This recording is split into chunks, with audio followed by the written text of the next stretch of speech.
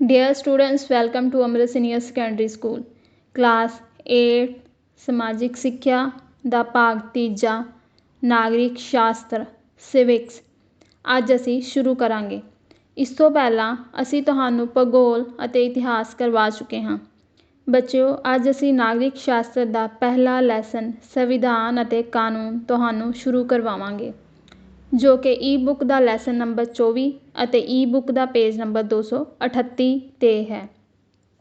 ਬੱਚਿਓ, ਨਾਗਰਿਕ ਸ਼ਾਸਤਰ ਵਿੱਚ ਅਸੀਂ ਤੁਹਾਨੂੰ ਰਾਜਨੀਤਿਕ ਅਤੇ ਸਮਾਜਿਕ ਜੀਵਨ ਬਾਰੇ ਸਮਝਾਵਾਂਗੇ ਅਤੇ ਦੇਸ਼ ਦੇ ਕਾਨੂੰਨ ਬਾਰੇ ਵੀ ਦੱਸਿਆ ਜਾਏਗਾ। ਅੱਜ ਦਾ ਲੈਸਨ ਪੜ੍ਹਨ ਤੋਂ ਪਹਿਲਾਂ ਮੈਂ ਤੁਹਾਨੂੰ ਆਪਣੇ ਟੌਪਿਕ ਨਾਲ ਸੰਬੰਧਿਤ ਕੁਝ ਦੱਸਣਾ ਚਾਹੁੰਦੀ ਹਾਂ। ਸਾਡਾ ਟੌਪਿਕ ਹੈ ਸੰਵਿਧਾਨ ਅਤੇ ਕਾਨੂੰਨ। ਬੱਚਿਓ, ਸੰਵਿਧਾਨ ਇੱਕ ਕਾਨੂੰਨੀ ਦਸਤਾਵੇਜ਼ ਹੈ ਜਿਸ ਦੇ ਦੁਆਰਾ ਦੇਸ਼ ਦੀ ਸਰਕਾਰ ਆਪਣਾ ਕੰਮ ਕਰਦੀ ਹੈ, ਭਾਵ ਦੇਸ਼ ਦਾ ਪ੍ਰਸ਼ਾਸਨ ਚਲਾਉਂਦੀ ਹੈ। ਸੰਵਿਧਾਨ ਦੇਸ਼ ਦੇ ਸਾਰੇ ਕਾਨੂੰਨਾਂ ਤੋਂ ਸਭ ਤੋਂ ਉੱਚਾ ਹੁੰਦਾ ਹੈ। ਕਾਨੂੰਨ ਕਿਸੇ ਦੇਸ਼ ਜਾਂ ਸਮਾਜ ਵਿੱਚ ਸ਼ਾਂਤੀ ਸਥਾਪਿਤ ਕਰਨ ਵਿੱਚ ਸਹਾਇਤਾ ਕਰਦੇ ਹਨ। ਕਿਸੇ ਵੀ ਸੰਸਥਾ ਨੂੰ ਸਹੀ ਢੰਗ ਨਾਲ ਚਲਾਉਣ ਲਈ ਕਾਨੂੰਨ ਦਾ ਹੋਣਾ ਜ਼ਰੂਰੀ ਹੈ। ਇਸ ਦੇ ਨਾਲ ਹੀ ਅਸੀਂ ਅਨੁਸ਼ਾਸਨ ਵਿੱਚ ਰਹਿਣਾ ਸਿੱਖਦੇ ਹਾਂ। ਤਾਂ ਬੱਚਿਓ, ਇਹ ਸੀ ਕਾਨੂੰਨ ਅਤੇ ਸੰਵਿਧਾਨ। ਹੁਣ ਅਸੀਂ ਆਪਣਾ ਅੱਜ ਦਾ ਲੈਸਨ ਸ਼ੁਰੂ ਕਰਦੇ ਹਾਂ। ਸੰਵਿਧਾਨ ਅਤੇ ਕਾਨੂੰਨ। ਸਦੀਆਂ ਦੀ ਗੁਲਾਮੀ ਅਤੇ ਲੰਮੇ ਸਮੇਂ ਦੀ ਜੱਦੋ-ਜਹਿਦ ਪਿੱਛੋਂ ਭਾਰਤ 15 ਅਗਸਤ 1947 ਨੂੰ ਆਜ਼ਾਦ ਹੋਇਆ। ਇਹ ਸੁਤੰਤਰਤਾ ਅਜੇ ਪੂਰਨ ਨਹੀਂ ਸੀ, ਕਿਉਂਕਿ ਭਾਰਤ ਦਾ ਰਾਜ ਪ੍ਰਬੰਧ ਉਹਨਾਂ ਕਾਨੂੰਨਾਂ ਦੁਆਰਾ ਹੀ ਚਲਾਇਆ ਜਾਣਾ ਸੀ ਜਿਹੜੇ ਬ੍ਰਿਟਿਸ਼ ਸੰਸਦ ਦੁਆਰਾ ਭਾਰਤੀਆਂ ਦੀ ਗੁਲਾਮੀ ਦੀਆਂ ਜ਼ੰਜੀਰਾਂ ਨੂੰ ਮਜ਼ਬੂਤ ਬਣਾਉਣ ਲਈ ਬਣਾਏ ਗਏ ਸਨ। ਸੁਤੰਤਰਤਾ ਦੀ ਆਖਰੀ ਕੜੀ ਨੂੰ ਜੋੜਨ ਲਈ ਸੁਤੰਤਰ ਭਾਰਤ ਲਈ ਇੱਕ ਨਵੇਂ ਸੰਵਿਧਾਨ ਦਾ ਨਿਰਮਾਣ ਕੀਤਾ ਜਾਣਾ ਜ਼ਰੂਰੀ ਸੀ। ਬੱਚਿਓ, ਜਿਵੇਂ ਕਿ ਅਸੀਂ ਜਾਣਦੇ ਹਾਂ ਕਿ ਭਾਰਤ ਇੱਕ ਲੰਬੇ ਸਮੇਂ ਤੱਕ ਅੰਗਰੇਜ਼ਾਂ ਦੀ ਗੁਲਾਮੀ ਦਾ ਸ਼ਿਕਾਰ ਰਿਹਾ। ਅੰਗਰੇਜ਼ 18ਵੀਂ ਸਦੀ ਵਿੱਚ ਭਾਰਤ ਵਿੱਚ ਵਪਾਰ ਕਰਨ ਦੇ ਇਰਾਦੇ ਨਾਲ ਦਾਖਲ ਹੋਏ ਅਤੇ ਹੌਲੀ-ਹੌਲੀ ਆਪਣੀਆਂ ਗਲਤ ਨੀਤੀਆਂ ਨਾਲ ਭਾਰਤ ਦੇ ਲੋਕਾਂ ਨੂੰ ਆਪਣਾ ਗੁਲਾਮ ਬਣਾ ਲਿਆ ਅਤੇ ਇੱਕ ਲੰਬੇ ਸੰਘਰਸ਼ ਤੋਂ ਬਾਅਦ ਭਾਰਤ ਨੇ ਅੰਗਰੇਜ਼ਾਂ ਤੋਂ ਆਜ਼ਾਦੀ ਪ੍ਰਾਪਤ ਕੀਤੀ। ਇਹ ਆਜ਼ਾਦੀ ਭਾਰਤ ਨੇ 15 ਅਗਸਤ 1947 ਨੂੰ ਪ੍ਰਾਪਤ ਕੀਤੀ। ਅਸੀਂ ਆਜ਼ਾਦ ਤਾਂ ਹੋ ਗਏ ਸੀ, ਪਰ ਦੇਸ਼ ਵਿੱਚ ਕਾਨੂੰਨ ਅਜੇ ਵੀ ਅੰਗਰੇਜ਼ਾਂ ਦਾ ਹੀ ਚੱਲ ਰਿਹਾ ਸੀ। ਤਾਂ ਇਸ ਲਈ ਜ਼ਰੂਰੀ ਸੀ ਕਿ ਆਪਣੇ ਨੀਤੀਆਂ ਅਤੇ ਕਾਨੂੰਨ ਅਨੁਸਾਰ ਦੇਸ਼ ਦਾ ਪ੍ਰਸ਼ਾਸਨ ਚਲਾਇਆ ਜਾਏ। ਇਸ ਦੇ ਲਈ ਨਵੇਂ ਸੰਵਿਧਾਨ ਦਾ ਨਿਰਮਾਣ ਦਾ ਕੰਮ ਜ਼ਰੂਰੀ ਸਮਝਿਆ ਗਿਆ, ਤਾਂ ਜੋ ਅਸੀਂ ਪੂਰਨ ਰੂਪ ਵਿੱਚ ਆਜ਼ਾਦ ਹੋ ਕੇ ਆਪਣੇ ਤਰੀਕੇ ਦੇ ਨਾਲ, ਆਪਣੀਆਂ ਨੀਤੀਆਂ ਦੇ ਨਾਲ, ਆਪਣੇ ਕਾਨੂੰਨ ਦੇ ਨਾਲ ਦੇਸ਼ ਦੀ ਵਾਗਡੋਰ ਨੂੰ ਸਹੀ ਤਰੀਕੇ ਦੇ ਨਾਲ ਸੰਭਾਲ ਸਕੀਏ। ਤਾਂ ਬੱਚਿਓ, ਇਸ ਦੇ ਲਈ ਸੰਵਿਧਾਨ ਦਾ ਨਿਰਮਾਣ ਕੀਤਾ ਗਿਆ। ਅੱਗੇ ਹੈ ਸੰਵਿਧਾਨ ਦਾ ਅਰਥ। ਪੜ੍ਹਦੇ ਹਾਂ ਅਸੀਂ। ਸੰਵਿਧਾਨ ਕੀ ਹੈ? ਸੰਵਿਧਾਨ ਉਹ ਕਾਨੂੰਨੀ ਦਸਤਾਵੇਜ਼ ਹੈ ਜਿਨ੍ਹਾਂ ਅਨੁਸਾਰ ਦੇਸ਼ ਦਾ ਪ੍ਰਸ਼ਾਸਨ ਚਲਾਇਆ ਜਾਂਦਾ ਹੈ। ਸੰਵਿਧਾਨ ਅਨੁਸਾਰ ਹੀ ਕੇਂਦਰੀ ਸਰਕਾਰ ਅਤੇ ਪ੍ਰਾਂਤਾਂ ਦੀਆਂ ਸਰਕਾਰਾਂ ਸ਼ਾਸਨ ਚਲਾਉਂਦੀਆਂ ਹਨ। ਦੇਸ਼ ਦੀ ਸਰਕਾਰ ਸੰਵਿਧਾਨ ਅਨੁਸਾਰ ਹੀ ਰਾਜ ਪ੍ਰਬੰਧ ਚਲਾਉਂਦੀ ਹੈ। ਸੰਵਿਧਾਨ ਦੇਸ਼ ਦੇ ਦੂਜੇ ਕਾਨੂੰਨਾਂ ਤੋਂ ਸਰਵਉੱਚ ਹੁੰਦਾ ਹੈ। ਆਜ਼ਾਦੀ ਮਿਲਣ ਤੋਂ ਬਾਅਦ ਭਾਰਤੀ ਨੇਤਾਵਾਂ ਨੇ ਇੱਕ ਸੰਵਿਧਾਨਿਕ ਕਮੇਟੀ ਦੀ ਰਚਨਾ ਕੀਤੀ। ਡਾਕਟਰ ਰਾਜਿੰਦਰ ਪ੍ਰਸਾਦ ਨੂੰ ਸੰਵਿਧਾਨ ਸਭਾ ਦਾ ਸਥਾਈ ਪ੍ਰਧਾਨ ਚੁਣਿਆ ਗਿਆ। ਇਹ ਸੰਵਿਧਾਨ ਸਭਾ ਪੂਰਨ ਪ੍ਰਭੂਸੱਤਾ ਸੰਪੰਨ ਬਣਾਈ ਗਈ। ਬੱਚਿਓ, ਸੰਵਿਧਾਨ ਕੀ ਹੈ? ਸੰਵਿਧਾਨ ਉਹ ਹੈ ਜਿਸ ਦੇ ਨਾਲ ਸਾਡੇ ਦੇਸ਼ ਦੀ ਸਰਕਾਰ ਆਪਣਾ ਪ੍ਰਸ਼ਾਸਨ ਚਲਾਉਂਦੀ ਹੈ, ਭਾਵ ਇੱਕ ਕਾਨੂੰਨੀ ਦਸਤਾਵੇਜ਼ ਹੈ। ਅਸੀਂ ਤੁਹਾਨੂੰ ਪਹਿਲਾਂ ਹੀ ਇਸ ਬਾਰੇ ਦੱਸ ਦਿੱਤਾ ਕਿ ਸੰਵਿਧਾਨ ਇੱਕ ਕਾਨੂੰਨੀ ਦਸਤਾਵੇਜ਼ ਹੈ ਜਿਸ ਵਿੱਚ ਦੇਸ਼ ਨੂੰ ਚਲਾਉਣ ਲਈ ਨੀਤੀਆਂ ਅਤੇ ਨਿਯਮ ਬਣਾਏ ਗਏ। ਦੇਸ਼ ਦੀ ਸਰਕਾਰ ਕਿਵੇਂ ਦੀ ਹੋਏਗੀ, ਕਿਵੇਂ ਕੇਂਦਰ ਅਤੇ ਰਾਜ ਸਰਕਾਰਾਂ ਆਪਸ ਵਿੱਚ ਮਿਲ ਕੇ ਕੰਮ ਕਰਨਗੀਆਂ, ਕਿਹਨਾਂ ਦੀਆਂ ਸ਼ਕਤੀਆਂ ਕੀ ਹੋਣਗੀਆਂ, ਇਹਨਾਂ ਵਿੱਚ ਸ਼ਕਤੀਆਂ ਦਾ ਬਟਵਾਰਾ ਕਿਵੇਂ ਹੋਏਗਾ, ਸਾਡੇ ਅਧਿਕਾਰ ਅਤੇ ਕਰਤੱਵ ਕੀ ਹੋਣਗੇ ਆਦਿ ਸੰਵਿਧਾਨ ਵਿੱਚ ਦੱਸਿਆ ਗਿਆ ਹੈ। ਸੰਵਿਧਾਨ ਸਾਰੇ ਕਾਨੂੰਨਾਂ ਤੋਂ ਉੱਚਾ ਹੁੰਦਾ ਹੈ। ਆਜ਼ਾਦੀ ਤੋਂ ਬਾਅਦ ਸਾਡੇ ਭਾਰਤੀ ਨੇਤਾਵਾਂ ਨੇ ਸੰਵਿਧਾਨ ਬਣਾਉਣ ਲਈ ਇੱਕ ਕਮੇਟੀ ਬਣਾਈ, ਜਿਸ ਦਾ ਪ੍ਰਧਾਨ ਰਾਜਿੰਦਰ ਪ੍ਰਸਾਦ ਨੂੰ ਬਣਾਇਆ ਗਿਆ। ਕੀ ਕਮੇਟੀ ਗਠਿਤ ਕੀਤੀ ਗਈ? ਕਿਉਂਕਿ ਆਜ਼ਾਦ ਤਾਂ ਹੋ ਗਏ ਸੀ, ਪਰ ਨੀਤੀਆਂ ਜਿਹੜੀਆਂ ਸਨ ਉਹ ਅੰਗਰੇਜ਼ਾਂ ਦੀਆਂ ਸਨ। ਇਸ ਕਰਕੇ ਉਹਨਾਂ ਨੀਤੀਆਂ ਨੂੰ ਵੀ ਤੋੜਨ ਦੇ ਲਈ ਇੱਕ ਕਮੇਟੀ ਭਾਰਤ ਦੇ ਵਿੱਚ ਭਾਰਤੀ ਨੇਤਾਵਾਂ ਦੇ ਦੁਆਰਾ ਤਿਆਰ ਕੀਤੀ ਗਈ, ਤਾਂ ਜੋ ਭਾਰਤੀ ਸੰਵਿਧਾਨ ਦਾ ਨਿਰਮਾਣ ਕੀਤਾ ਜਾ ਸਕੇ। ਅੱਗੇ ਹੈ ਬੱਚਿਓ ਮਸੌਦਾ ਕਮੇਟੀ ਦੀ ਨਿਯੁਕਤੀ। ਪੜ੍ਹਦੇ ਹਾਂ ਅਸੀਂ। ਸੰਵਿਧਾਨ ਨੂੰ ਨਿਯਮਿਤ ਰੂਪ ਦੇਣ ਲਈ 29 ਅਗਸਤ 1947 ਨੂੰ ਡਾਕਟਰ BR ਅੰਬੇਦਕਰ ਦੀ ਪ੍ਰਧਾਨਗੀ ਹੇਠ ਇੱਕ 7 ਮੈਂਬਰੀ ਕਮੇਟੀ ਬਣਾਈ ਗਈ। ਇਸ ਮਸੌਦਾ ਕਮੇਟੀ ਨੇ ਵੱਖ-ਵੱਖ ਦੇਸ਼ਾਂ ਦੇ ਸੰਵਿਧਾਨਾਂ ਦਾ ਅਧਿਐਨ ਕੀਤਾ। ਬਹੁਤ ਸਾਰੇ ਸਿਧਾਂਤ ਦੂਜੇ ਦੇਸ਼ਾਂ ਦੇ ਸੰਵਿਧਾਨਾਂ ਤੋਂ ਲਏ ਗਏ। ਇਸ ਸੰਵਿਧਾਨ ਸਭਾ ਦੇ ਕੁੱਲ 11 ਸਮਾਗਮ ਹੋਏ। 2 ਸਾਲ 11 ਮਹੀਨੇ ਅਤੇ 18 ਦਿਨਾਂ ਵਿੱਚ ਭਾਰਤੀ ਸੰਵਿਧਾਨ ਤਿਆਰ ਕੀਤਾ ਗਿਆ। ਬੱਚਿਓ ਇਸ ਦੇ ਨਾਲ ਹੀ ਤੁਸੀਂ ਦੇਖੋ ਇੱਕ ਤਸਵੀਰ ਬਣੀ ਹੋਈ ਹੈ ਡਾਕਟਰ ਭੀਮ ਰਾਓ ਅੰਬੇਦਕਰ, ਜਿਸ ਨੂੰ ਅਸੀਂ ਡਾਕਟਰ BR ਅੰਬੇਦਕਰ ਦੇ ਨਾਮ ਨਾਲ ਜਾਣਦੇ ਹਾਂ। ਬੱਚਿਓ ਇਹ ਤਸਵੀਰ ਉਹਨਾਂ ਦੀ ਹੈ ਜਿਨ੍ਹਾਂ ਨੇ ਸਾਡੇ ਦੇਸ਼ ਦਾ ਸੰਵਿਧਾਨ ਤਿਆਰ ਕੀਤਾ, ਭਾਵ ਸੰਵਿਧਾਨ ਨਿਰਮਾਤਾ ਜਿਨ੍ਹਾਂ ਨੇ ਸੰਵਿਧਾਨ ਬਣਾਇਆ, ਭੀਮ ਰਾਓ ਅੰਬੇਦਕਰ। ਤੇ ਸੰਵਿਧਾਨ ਬਣਾ ਕੇ ਸਾਡੇ ਦੇਸ਼ ਦੇ ਪਹਿਲੇ ਰਾਸ਼ਟਰਪਤੀ ਡਾਕਟਰ ਰਾਜਿੰਦਰ ਪ੍ਰਸਾਦ ਦੇ ਸਪੁਰਦ ਕੀਤਾ ਸੀ, ਉਹਨਾਂ ਨੂੰ ਸੌਂਪ ਦਿੱਤਾ ਸੀ। ਬੱਚਿਓ ਅੱਗੇ ਹੈ 26 ਜਨਵਰੀ ਦੀ ਮਹੱਤਤਾ ਬਾਰੇ।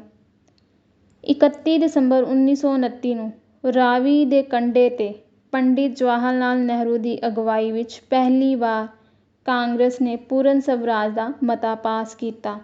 ਬੱਚਿਓ ਪੰਡਿਤ ਜਵਾਹਰ ਲਾਲ ਨਹਿਰੂ ਆਜ਼ਾਦ ਭਾਰਤ ਦੇ ਪਹਿਲੇ ਪ੍ਰਧਾਨ ਮੰਤਰੀ ਸਨ। ਆਜ਼ਾਦ ਭਾਰਤ ਦੇ ਪਹਿਲੇ ਪ੍ਰਧਾਨ ਮੰਤਰੀ ਸਨ ਪੰਡਿਤ ਜਵਾਹਰ ਲਾਲ ਨਹਿਰੂ। ਤੇ ਆਜ਼ਾਦੀ ਤੋਂ ਪਹਿਲਾਂ ਇਹਨਾਂ ਦੀ ਅਗਵਾਈ ਦੇ ਵਿੱਚ 31 ਦਸੰਬਰ 1929 ਨੂੰ ਰਾਵੀ ਦੇ ਕੰਢੇ 'ਤੇ ਪੂਰਨ ਸੁਤੰਤਰਤਾ ਦੀ ਜਿਹੜੀ ਸੀ ਘੋਸ਼ਣਾ ਕੀਤੀ ਗਈ। ਤੇ ਇਸੇ ਘੋਸ਼ਣਾ ਨੂੰ ਦੇਖਦੇ ਹੋਏ 26 ਜਨਵਰੀ 1930 ਦਾ ਦਿਹਾੜਾ ਸਾਰੇ ਭਾਰਤ ਵਿੱਚ ਸੁਤੰਤਰਤਾ ਦਿਵਸ ਦੇ ਰੂਪ ਵਿੱਚ ਮਨਾਇਆ ਜਾਏਗਾ। ਇਹ ਘੋਸ਼ਣਾ ਕਿਹਨਾਂ ਨੇ ਕੀਤੀ ਸੀ? ਪੰਡਿਤ ਨਹਿਰੂ ਨੇ, ਤਾਂ ਜੋ ਅਸੀਂ ਪੂਰਨ ਆਜ਼ਾਦੀ ਦਿਵਸ ਦੇ ਰੂਪ ਵਿੱਚ ਆਪਣੇ ਦੇਸ਼ ਦੀ ਆਜ਼ਾਦੀ ਦਾ ਦਿਵਸ ਮਨਾ ਸਕੀਏ। ਤੇ ਇਸੇ ਹੀ ਦਿਹਾੜੇ ਨੂੰ ਹਰ ਸਾਲ 26 ਜਨਵਰੀ ਵਾਲੇ ਦਿਨ ਮਨਾਇਆ ਜਾਣ ਲੱਗ ਪਿਆ। ਬੱਚਿਓ ਆਜ਼ਾਦੀ ਤੋਂ ਪਹਿਲਾਂ ਮਨਾਇਆ ਜਾਂਦਾ ਰਿਹਾ। ਇਸ ਤੋਂ ਬਾਅਦ ਹਰ ਸਾਲ 26 ਜਨਵਰੀ ਦਾ ਦਿਹਾੜਾ ਸੰਪੂਰਨ ਆਜ਼ਾਦੀ ਦਿਵਸ ਦੇ ਰੂਪ ਵਿੱਚ ਮਨਾਇਆ ਜਾਂਦਾ ਰਿਹਾ। ਉਦੋਂ ਤੋਂ ਹੀ 26 ਜਨਵਰੀ ਦੀ ਇਤਿਹਾਸਿਕ ਮਹੱਤਤਾ ਨੂੰ ਕਾਇਮ ਰੱਖਦੇ ਹੋਏ ਭਾਵੇਂ ਸੰਵਿਧਾਨ 26 ਨਵੰਬਰ 1949 ਨੂੰ ਤਿਆਰ ਹੋ ਗਿਆ ਸੀ, ਪਰ ਉਸਨੂੰ ਲਾਗੂ ਕਰਨ ਦਾ ਕੰਮ 26 ਜਨਵਰੀ 1950 ਨੂੰ ਕੀਤਾ ਗਿਆ। ਸੰਵਿਧਾਨ ਸਭਾ ਦੀ ਅੰਤਿਮ ਬੈਠਕ 25 ਜਨਵਰੀ 1950 ਨੂੰ ਹੋਈ, ਜਿਸ ਵਿੱਚ ਡਾਕਟਰ ਰਾਜਿੰਦਰ ਪ੍ਰਸਾਦ ਨੂੰ ਭਾਰਤ ਦਾ ਪਹਿਲਾ ਰਾਸ਼ਟਰਪਤੀ ਚੁਣਿਆ ਗਿਆ।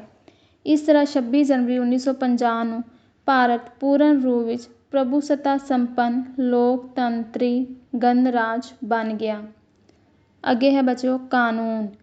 ਜਿਵੇਂ ਕਿ ਅਸੀਂ ਉੱਪਰ ਪੜ੍ਹ ਚੁੱਕੇ ਹਾਂ ਕਿ ਸੰਵਿਧਾਨ ਕਾਨੂੰਨੀ ਦਸਤਾਵੇਜ਼ ਹੁੰਦਾ ਹੈ। ਸਮਾਜਿਕ ਜੀਵਨ ਨੂੰ ਨਿਯਮਿਤ ਕਰਨ ਲਈ ਕਾਨੂੰਨਾਂ ਦਾ ਹੋਣਾ ਜ਼ਰੂਰੀ ਹੈ। ਕਾਨੂੰਨ ਅੰਗਰੇਜ਼ੀ ਭਾਸ਼ਾ ਦੇ ਸ਼ਬਦ ਲਾਅ ਦਾ ਅਨੁਵਾਦ ਹੈ। ਲਾਅ ਸ਼ਬਦ ਦੀ ਉਤਪੱਤੀ ਟੈਟੋਨਿਕ ਸ਼ਬਦ ਲੈਗ ਤੋਂ ਹੋਈ ਹੈ, ਜਿਸ ਦਾ ਅਰਥ ਹੈ ਨਿਸ਼ਚਿਤ। ਇਸ ਲਈ ਕਾਨੂੰਨ ਸ਼ਬਦ ਦਾ ਅਰਥ ਕਿਸੇ ਵੀ ਨਿਸ਼ਚਿਤ ਨਿਯਮ ਤੋਂ ਹੈ। ਭਾਰਤੀ ਸੰਵਿਧਾਨ ਅਨੁਸਾਰ ਭਾਰਤ ਵਿੱਚ ਕਾਨੂੰਨ ਦਾ ਸ਼ਾਸਨ ਲਾਗੂ ਕੀਤਾ ਗਿਆ। ਤਾਂ ਬੱਚਿਓ ਆਓ ਅਸੀਂ ਹੁਣ ਇਹਨਾਂ ਪੈਰਿਆਂ ਨੂੰ ਵਿਸਥਾਰ ਦੇ ਨਾਲ ਸਮਝੀਏ। ਬੱਚਿਓ ਸੰਵਿਧਾਨ ਨੂੰ ਅਸਲ ਰੂਪ ਵਿੱਚ ਬਣਾਉਣ ਲਈ 29 ਅਗਸਤ 1947 ਨੂੰ ਡਾਕਟਰ BR ਅੰਬੇਦਕਰ ਨੇ ਇੱਕ 7 ਮੈਂਬਰੀ ਕਮੇਟੀ ਬਣਾਈ। ਇਹ ਕਮੇਟੀ ਵੱਖਰੇ ਵੱਖਰੇ ਦੇਸ਼ਾਂ ਦੇ ਸੰਵਿਧਾਨਾਂ ਦਾ ਅਧਿਐਨ ਕਰਨ ਲਈ ਬਣਾਈ ਗਈ, ਜਿਸ ਨੂੰ ਮਸੌਦਾ ਕਮੇਟੀ ਕਿਹਾ ਜਾਂਦਾ ਹੈ, ਤਾਂ ਜੋ ਕੁਝ ਮਹੱਤਵਪੂਰਨ ਸਿਧਾਂਤਾਂ ਨੂੰ ਬਾਕੀ ਦੇਸ਼ਾਂ ਦੇ ਸੰਵਿਧਾਨਾਂ ਵਿੱਚੋਂ ਲੈ ਕੇ ਭਾਰਤ ਦਾ ਸੰਵਿਧਾਨ ਤਿਆਰ ਕੀਤਾ ਜਾ ਸਕੇ। ਸੰਵਿਧਾਨ ਨੂੰ ਬਣਨ ਵਿੱਚ 2 ਸਾਲ 11 ਮਹੀਨੇ ਅਤੇ 18 ਦਿਨਾਂ ਦਾ ਸਮਾਂ ਲੱਗਿਆ ਅਤੇ ਇਸ ਨੂੰ ਬਣਾਉਣ ਦੇ ਲਈ ਉਸ ਸਮੇਂ ਕਰੋੜਾਂ ਰੁਪਏ ਦੀ ਰਾਸ਼ੀ ਦੀ ਲਾਗਤ ਇਹਦੇ ਉੱਤੇ ਆਈ ਸੀ।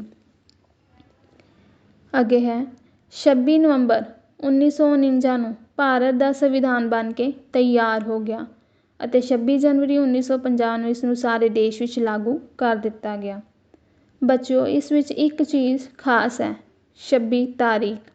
ਸੰਵਿਧਾਨ ਬਣਿਆ ਵੀ 26 ਨੂੰ ਅਤੇ ਇਸ ਨੂੰ ਲਾਗੂ ਵੀ 26 ਤਾਰੀਖ ਨੂੰ ਹੀ ਕੀਤਾ ਗਿਆ। ਇਸ 26 ਤਾਰੀਖ ਦਾ ਇੱਕ ਮਹੱਤਵ ਤੇ ਇਤਿਹਾਸ ਹੈ। ਬੱਚਿਓ, ਸਾਡੇ ਆਜ਼ਾਦ ਭਾਰਤ ਦੇ ਪਹਿਲੇ ਪ੍ਰਧਾਨ ਮੰਤਰੀ ਪੰਡਿਤ ਜਵਾਹਰ ਲਾਲ ਨਹਿਰੂ ਨੇ 31 ਦਸੰਬਰ 1929 ਨੂੰ ਰਾਵੀ ਦਰਿਆ ਦੇ ਕੰਢੇ 'ਤੇ ਪਹਿਲੀ ਵਾਰ ਭਾਰਤ ਨੂੰ ਪੂਰਨ ਸਵਰਾਜ ਘੋਸ਼ਿਤ ਕੀਤਾ ਸੀ ਅਤੇ ਇਸੇ ਪੂਰਨ ਸਵਰਾਜ ਦੇ ਦਿਨ ਨੂੰ ਮਨਾਉਣ ਦੇ ਲਈ 26 ਜਨਵਰੀ 1930 ਨੂੰ ਇਹ ਦਿਨ ਹਰ ਸਾਲ ਮਨਾਉਣ ਦਾ ਫੈਸਲਾ ਲਿਆ ਗਿਆ। ਤਾਂ 26 ਜਨਵਰੀ 1930 ਨੂੰ ਪੂਰਨ ਆਜ਼ਾਦੀ ਦਿਵਸ ਦੇ ਰੂਪ ਵਿੱਚ ਹਰ ਸਾਲ ਮਨਾਇਆ ਜਾਂਦਾ ਰਿਹਾ। ਇਸ 26 ਜਨਵਰੀ ਨੂੰ ਯਾਦ ਰੱਖਣ ਦੇ ਲਈ ਸੰਵਿਧਾਨ ਨੂੰ 26 ਜਨਵਰੀ 1950 ਵਿੱਚ ਲਾਗੂ ਕੀਤਾ ਗਿਆ ਤਾਂ ਜੋ ਜਿਹੜਾ 26 ਜਨਵਰੀ 1930 ਨੂੰ ਜਿਹੜਾ ਅਸੀਂ ਪੂਰਨ ਸਵਰਾਜ ਦਿਵਸ ਮਨਾਇਆ ਸੀ ਉਸ ਨੂੰ ਨਾ ਭੁੱਲਦੇ ਹੋਏ, ਇਸ ਦਿਨ ਦੇ ਮਹੱਤਵ ਨੂੰ ਯਾਦ ਰੱਖਦੇ ਹੋਏ ਜਿਹੜਾ ਸਾਡੇ ਦੇਸ਼ ਦਾ ਸੰਵਿਧਾਨ ਸੀ ਉਸ ਨੂੰ 26 ਜਨਵਰੀ 1950 ਨੂੰ ਲਾਗੂ ਕੀਤਾ ਗਿਆ। ਇਹ ਦਿਨ ਅਸੀਂ ਹਰ ਸਾਲ ਗਣਤੰਤਰ ਦਿਵਸ ਰਿਪਬਲਿਕ ਡੇ ਦੇ ਰੂਪ ਵਿੱਚ ਮਨਾਉਂਦੇ ਹਾਂ। ਬੱਚਿਓ, ਸੰਵਿਧਾਨ ਸਭਾ ਦੀ ਅੰਤਿਮ ਬੈਠਕ 25 ਜਨਵਰੀ 1950 ਨੂੰ ਹੋਈ। ਮਤਲਬ ਸੰਵਿਧਾਨ ਸਭਾ ਦੀ ਬੈਠਕ ਸੰਵਿਧਾਨ ਦੇ ਇੱਕ ਦਿਨ ਲਾਗੂ ਹੋਣ ਤੋਂ ਪਹਿਲਾਂ ਇਸ ਦੀ ਇੱਕ ਅੰਤਿਮ ਬੈਠਕ ਹੋਈ ਜਿਸ ਦੇ ਵਿੱਚ ਦੇਸ਼ ਦਾ ਰਾਸ਼ਟਰਪਤੀ ਡਾਕਟਰ ਰਾਜਿੰਦਰ ਪ੍ਰਸਾਦ ਨੂੰ ਚੁਣਿਆ ਗਿਆ। ਭਾਰਤ ਦੇ ਪਹਿਲੇ ਰਾਸ਼ਟਰਪਤੀ ਡਾਕਟਰ ਰਾਜਿੰਦਰ ਪ੍ਰਸਾਦ। ਇਸ ਤਰ੍ਹਾਂ 26 ਜਨਵਰੀ 1950 ਨੂੰ ਭਾਰਤ ਪੂਰੀ ਤਰ੍ਹਾਂ ਨਾਲ ਪ੍ਰਭੂਸੱਤਾ ਸੰਪੰਨ ਲੋਕਤੰਤਰੀ ਗਣਰਾਜ ਬਣ ਗਿਆ, ਭਾਵ ਲੋਕਾਂ ਦਾ ਰਾਜ ਅਤੇ ਰਾਜਾਂ ਦਾ ਸਮੂਹ ਬਣ ਗਿਆ। ਇਸ ਦਿਨ ਤੋਂ ਭਾਰਤ ਵਿੱਚ ਸਾਰੇ ਕਾਨੂੰਨ, ਨੀਤੀਆਂ ਤੇ ਭਾਰਤ ਦਾ ਆਪਣਾ ਸੰਵਿਧਾਨ ਬਣ ਕੇ ਲਾਗੂ ਹੋ ਗਿਆ ਸੀ। ਬੱਚਿਓ, ਅੱਗੇ ਹੈ ਕਾਨੂੰਨ। ਸੰਵਿਧਾਨ ਇੱਕ ਕਾਨੂੰਨੀ ਦਸਤਾਵੇਜ਼ ਹੈ ਅਤੇ ਸਮਾਜ ਨੂੰ ਸਹੀ ਢੰਗ ਨਾਲ ਚਲਾਉਣ ਲਈ ਕਾਨੂੰਨ ਦਾ ਹੋਣਾ ਬਹੁਤ ਜ਼ਰੂਰੀ ਹੈ। ਕਾਨੂੰਨ ਸ਼ਬਦ ਅੰਗਰੇਜ਼ੀ ਸ਼ਬਦ 'ਚੋਂ ਨਿਕਲਿਆ ਹੈ, ਪਰ ਸ਼ਬਦ ਦੀ ਉਤਪੱਤੀ ਟੈਟੋਨਿਕ ਸ਼ਬਦ ਲੈਗ ਤੋਂ ਹੋਈ ਹੈ ਜਿਸ ਦਾ ਅਰਥ ਹੈ ਨਿਸ਼ਚਿਤ। ਇਸ ਤਰ੍ਹਾਂ ਕਾਨੂੰਨ ਦਾ ਅਰਥ ਹੈ ਨਿਸ਼ਚਿਤ ਨਿਯਮ। ਕਾਨੂੰਨ ਸਮਾਜਿਕ ਜੀਵਨ ਨੂੰ ਨਿਯਮਿਤ ਕਰਦੇ ਹਨ। ਦੇਸ਼ ਵਿੱਚ, ਸਮਾਜ ਵਿੱਚ ਸ਼ਾਂਤੀ ਵਿਵਸਥਾ ਕਾਇਮ ਕਰਨ ਲਈ ਕਾਨੂੰਨ ਦਾ ਹੋਣਾ ਬਹੁਤ ਜ਼ਰੂਰੀ ਹੈ। ਦੇਸ਼ ਦੇ ਸਾਰੇ ਨਾਗਰਿਕਾਂ ਲਈ ਕਾਨੂੰਨ ਦੀ ਪਾਲਣਾ ਕਰਨਾ ਜ਼ਰੂਰੀ ਹੈ। ਕਾਨੂੰਨ ਨੂੰ ਭੰਗ ਕਰਨ ਵਾਲੇ ਨੂੰ ਸਜ਼ਾ ਦਿੱਤੀ ਜਾ ਸਕਦੀ ਹੈ। ਕਾਨੂੰਨ ਅਪਰਾਧਾਂ ਨੂੰ ਰੋਕਣ ਲਈ ਬਣਾਏ ਜਾਂਦੇ ਹਨ। ਜੇ ਕਾਨੂੰਨ ਅਪਰਾਧਾਂ ਨੂੰ ਨਿਯੰਤਰਿਤ ਨਾ ਕਰੇ ਤਾਂ ਚਾਰੇ ਪਾਸੇ ਅਸ਼ਾਂਤੀ, ਅਰਾਜਕਤਾ ਫੈਲ ਜਾਏਗੀ ਅਤੇ ਜਨ ਜੀਵਨ ਤੇ ਦੇਸ਼ ਦੀ ਸੁਰੱਖਿਆ ਖਤਰੇ ਵਿੱਚ ਪੈ ਜਾਵੇਗੀ। ਇਸ ਤਰ੍ਹਾਂ ਕਾਨੂੰਨ ਦੇਸ਼ ਤੇ ਸਮਾਜ ਵਿੱਚ ਅਨੁਸ਼ਾਸਨ ਕਾਇਮ ਕਰਨ ਵਿੱਚ ਮਹੱਤਵਪੂਰਨ ਭੂਮਿਕਾ ਨਿਭਾਉਂਦੇ ਹਨ। ਤਾਂ ਬੱਚੋ, ਪਤਾ ਤੁਹਾਨੂੰ ਚੱਲ ਗਿਆ ਹੋਣਾ ਕਿ ਸੰਵਿਧਾਨ ਕਿਉਂ ਬਣਾਇਆ ਗਿਆ, ਤਾਂ ਜੋ ਅਸੀਂ ਪੂਰਨ ਰੂਪ ਵਿੱਚ ਆਜ਼ਾਦ ਹੋ ਸਕੀਏ, ਅੰਗਰੇਜ਼ਾਂ ਦੇ ਜਿਹੜੇ ਕਾਨੂੰਨਾਂ ਨੂੰ ਖਤਮ ਕਰਕੇ ਆਪਣੇ ਦੇਸ਼ ਦੇ ਕਾਨੂੰਨਾਂ ਦੇ ਅਨੁਸਾਰ, ਨੀਤੀਆਂ ਦੇ ਅਨੁਸਾਰ ਅਤੇ ਸੰਵਿਧਾਨ ਦੇ ਅਨੁਸਾਰ ਅਸੀਂ ਕੰਮ ਕਰ ਸਕੀਏ। ਅਤੇ ਕਾਨੂੰਨ ਦੇਸ਼ ਦੀ ਸ਼ਾਂਤੀ ਵਿਵਸਥਾ ਨੂੰ ਬਣਾਏ ਰੱਖਣ ਦੇ ਲਈ ਬਹੁਤ ਜ਼ਰੂਰੀ ਹਨ। ਤਾਂ ਬੱਚਿਓ, ਇਸ ਦੇ ਨਾਲ ਹੀ ਸਾਡਾ ਅੱਜ ਦਾ ਪਹਿਲਾ ਟੌਪਿਕ ਖਤਮ ਹੁੰਦਾ ਹੈ, ਨਾਗਰਿਕ ਸ਼ਾਸਤਰ ਦਾ। ਇਸ ਟੌਪਿਕ ਦੇ ਨਾਲ ਸੰਬੰਧਿਤ ਮੈਂ ਤੁਹਾਨੂੰ 5 ਕੁਐਸਚਨ ਪੁੱਛਾਂਗੀ ਜੋ ਤੁਸੀਂ ਇਸ ਆਡੀਓ ਨੂੰ ਧਿਆਨ ਨਾਲ ਸੁਣ ਕੇ ਆਪਣੀਆਂ ਕਾਪੀਆਂ ਦੇ ਉੱਤੇ ਕਰਨੇ ਹਨ। ਤਾਂ ਬੱਚਿਓ, ਸੁਣੋ ਨਾਗਰਿਕ ਸ਼ਾਸਤਰ ਦੇ ਪਹਿਲੇ ਭਾਗ ਦੇ 5 ਕੁਐਸਚਨ। ਪਹਿਲਾ ਕੁਐਸਚਨ, ਸਹੀ ਉੱਤਰ ਚੁਣੋ। ਸੰਵਿਧਾਨ ਕਦੋਂ ਲਾਗੂ ਹੋਇਆ? ਇਸ ਦੇ 4 ਆਪਸ਼ਨ ਹੇਠਾਂ ਦਿੱਤੇ ਗਏ ਹਨ। ਨੰਬਰ 2 'ਤੇ ਵੀ, ਦੇਸ਼ ਦਾ ਸੰਵਿਧਾਨ ਕਿਸ ਦੁਆਰਾ ਤਿਆਰ ਕੀਤਾ ਗਿਆ? ਇਸ ਦੇ ਵੀ 4 ਆਪਸ਼ਨ ਥੱਲੇ ਦਿੱਤੇ ਗਏ ਹਨ। ਸਹੀ ਆਪਸ਼ਨ ਨੂੰ ਤੁਸੀਂ ਲਿਖਣਾ ਹੈ। ਅੱਗੇ 3 ਪ੍ਰਸ਼ਨ ਹਨ। जिस दे विचों तीसरा प्रश्न है देश के पहले प्रधानमंत्री का नाम दसो। चौथा प्रश्न है 26 जनवरी नूं हर साल विच किहड़ा दिवस मनाया जाता है।